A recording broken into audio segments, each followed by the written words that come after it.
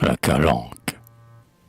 Ils avaient tout un jour, assidus à leur tâche, travaillé du marteau, du rabot, de l'âge.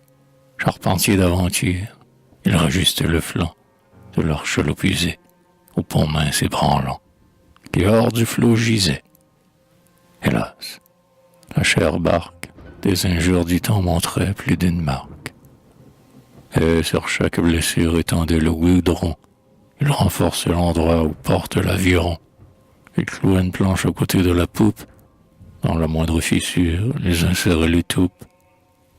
Armant avec effort contre les chocs nouveaux, ce vieux bois, fatigué par tant de durs travaux.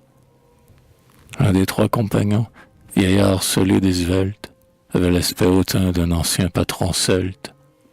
L'autre, son fils peut-être, en la vigueur des ans, avait l'air d'un lutteur, fier de ses bras luisants. Le troisième, enfant blond, qu'à l'œuvre on associe, offrait les clous, tendait la varlope ou la scie, heureux de s'employer en ce commun labeur. Je les vis tout le jour s'agiter en sueur.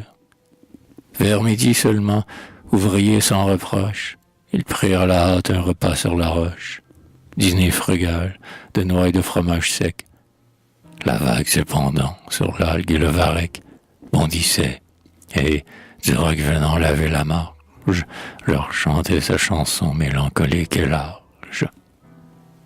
C'était en un vallon dont le sol raviné, sombrage d'un vieux pin sous la bise inclinée.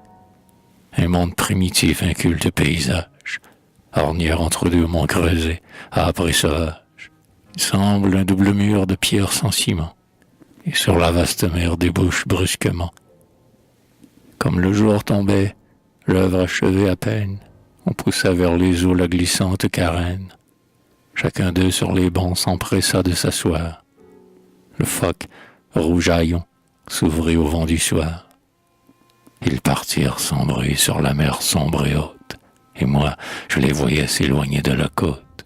Et je songeais à toi, mortel qui, le premier, jeta au flot le tronc d'un chêne ou d'un palmier, et sur cet appui frêle, en ta scène démence, alla seul affronter l'horreur de l'onde immense.